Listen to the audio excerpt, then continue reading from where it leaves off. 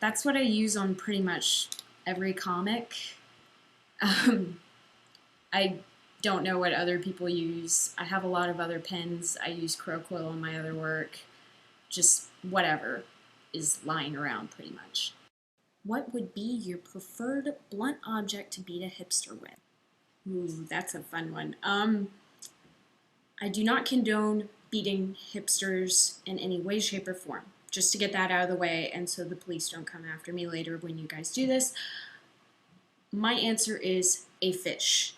I was at a bar one night, and some guy told me that he had once beaten a hobo with a fish.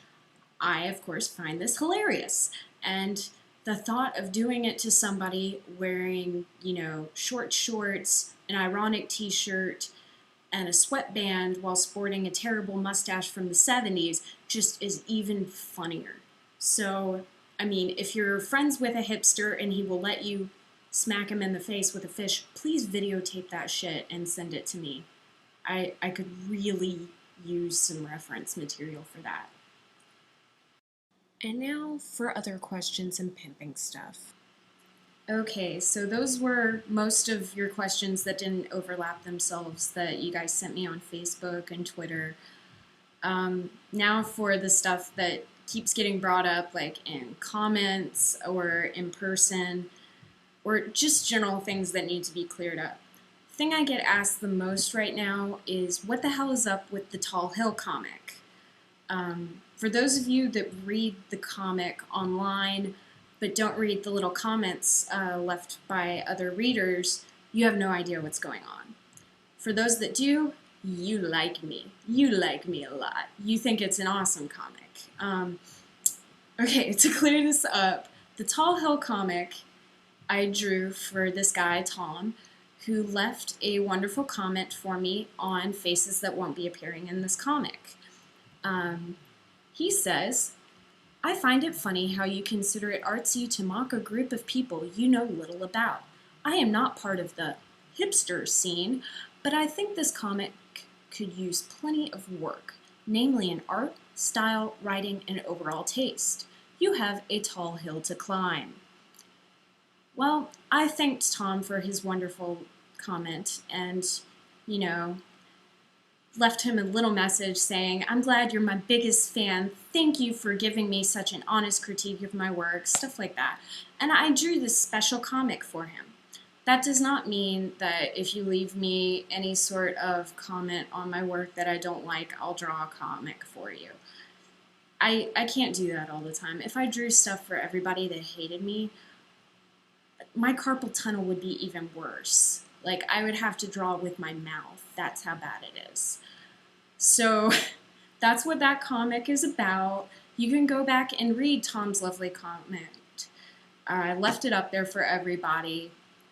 There's no reason to hide it. If Tom hates it, Tom should get in touch with me. He just kind of stopped reading, and I feel sad that I lost a reader. Really, I do. The other thing that people ask me, like for those of you that don't follow me on Facebook, they ask me, what are the hipsters' names? It's mentioned in one of the comics that I recently posted. The girl hipster's name is Margot. I posted up, I named her Margot. If you know the band, you're probably a hipster because, I did this because Florence is too mainstream. That was a reference to two hipsterish bands. The one that nobody's been able to get, Margot, is named for Margot and the Nuclear So-and-Sos. Yes, I said nuclear wrong. Don't care. But I thought I'd clear that up. A lot of people wanted her to be named Florence, but it's just, that's too bad of a joke, even for me. The guy's name, which links into the last thing I talked about, is Tom, but spelled T-H-O-M. He is not, however, named for the snarky guy who left a comment. He's named for one of my friends and one of my biggest fans. It was kind of a joke. Like, I was originally going to name him that. Then we had a voting session on what he'd be named, and that name won. For a while, it was tied with Atticus and Sebastian, which a lot of people were like, hey, do another band reference. And I'm like, oh, no. So Tom won. Other than that, I get asked a lot about the books and things like that. I do a lot of work besides Damned Hipsters. That's why it only pops up once a week. I run another webcomic. I'm producing minis on at least a bi-monthly basis, and I sell them to indie stores. If you know any indie stores, tell them to get in contact with me. I'll send them some stuff. We'll make a deal so you can get your Meg Has Issues comics. I'm putting a store up soon because some of you have seen this and you are envious of it. Oh, the Damn Hipsters book.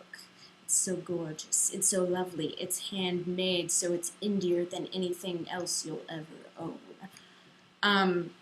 I only made 50 of these because they're damn hard to make, and it is a living book.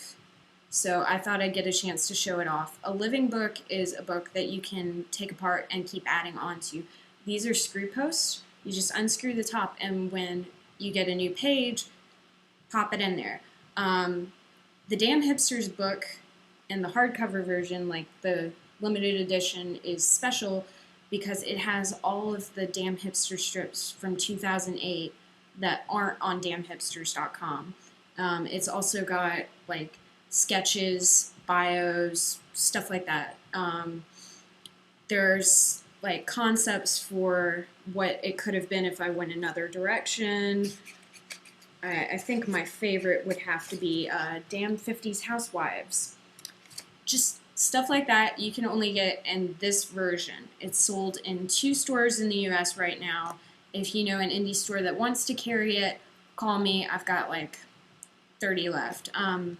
If you want Damn Hipsters but you can't find one of the hardcovers, I make floppies.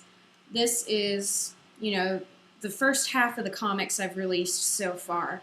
I'll keep producing these, and they've got the little volume number on them, and covers are too mainstream. So all of them are brown paper and written with Sharpie. Literally, this is what I do. Give me a buck, please. So yeah, there you go. That's my vlog.